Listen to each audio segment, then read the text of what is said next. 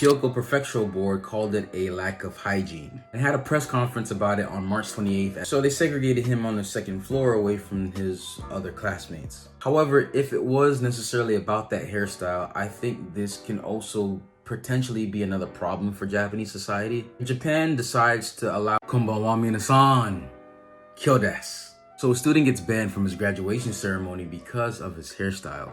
That's the topic we're going to talk about today, guys. But before that, just make sure to smash the like button and subscribe to the channel. A third-year student that goes to a school in Himeji, Hyoko Prefecture had to be segregated in his graduation ceremony because of his hairstyle. The Hyoko Prefectural Board called it a lack of hygiene and had a press conference about it on March 28th at 3 p.m. to discuss the situation. The board explaining that his hair covering his ears was a violation of the board's regulations, and before the graduation ceremony he was instructed to cut his hair about 3 times. So he was clearly warned before the graduation day. So in rebellion, he braided his hair in cornrows to go against the school's rules. And the school wanted everyone to feel good about graduating together, and he told the board that he was going to cut his hair, but he eventually didn't cut his hair. He just made it into a cornrow hairstyle. So he lied to the board about it. So they segregated him on the second floor away from his other classmates. And the board thought it was a real shame that he did what he did. So why did he decide to choose the cornrow haircut?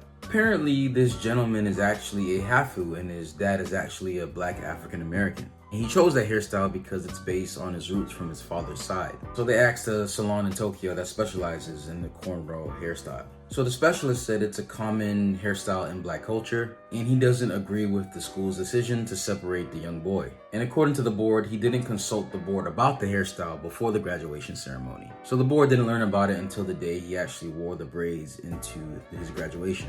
So the board said they understand that cornrows is a part of Japanese fashion, and that if the student told the board about how he was trying to connect to his roots before the graduation ceremony, the response would have been different. So the school board said that the school's response to the situation wasn't inappropriate, but that they could have chose a better option to solve this problem. So that's the rundown. Here's my opinion on the situation. To my knowledge, in Japanese culture, it is vital that a lot of people try to live in harmony, meaning that in events and participation to certain activities that everyone looks and feels that they're in unison. Compared to the West, Japan is a very group-oriented society, so it's less about the individual and more about the collective as a whole. So any individual that tries to stand out too much, they're going to get reprimanded because you're not in unison with everybody else. As you can see with this young boy with the cornrows, he didn't look like everyone else, so obviously the school board separating him from his classmates. From this article, it does seem that this kid was being a tiny bit rebellious. And to me, it just seemed that he was pissed off that he couldn't wear the hairstyle that he wanted, so he ended up doing something more extreme.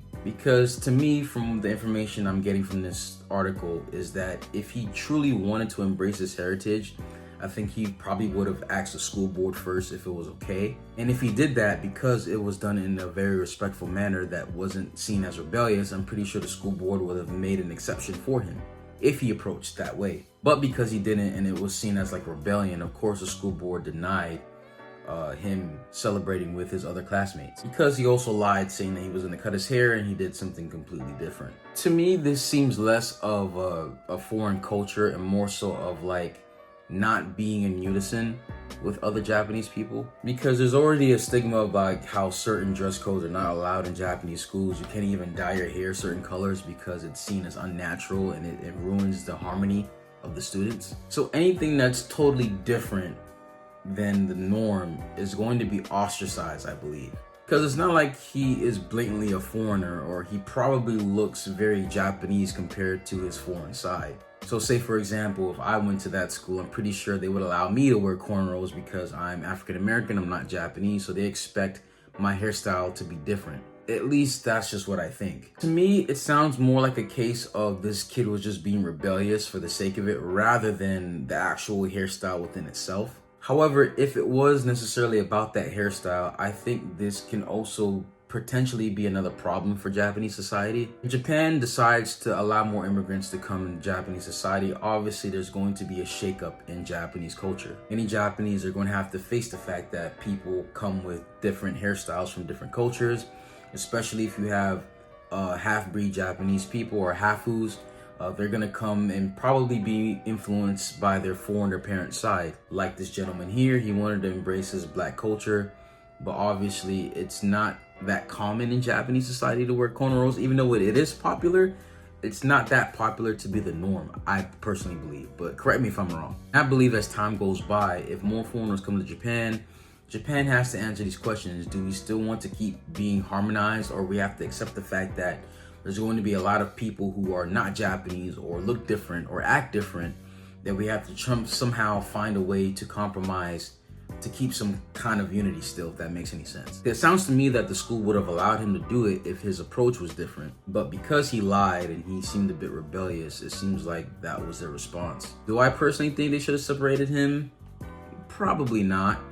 But again, I just think it's more so because of his actions rather than the hairstyle within itself. However, if Japan is going to allow more foreigners to come, I think this is a potential problem that Japanese society is going to have to try to solve. Because with more immigrants comes more different cultures, more different ways of living, more different styles of fashion, also more mixed Japanese kids, in which they probably do want to embrace their other heritage rather than just the Japanese, which in case would have scenarios like this in which they want to embrace a hairstyle that is not traditionally Japanese, which in turn kind of breaks the harmony of the group. But let me know what you guys think about this in the comment section below. So if you guys like the video, just make sure to smash the like button, smash the subscribe button, also hit that bell as well to get notified whenever we post a video.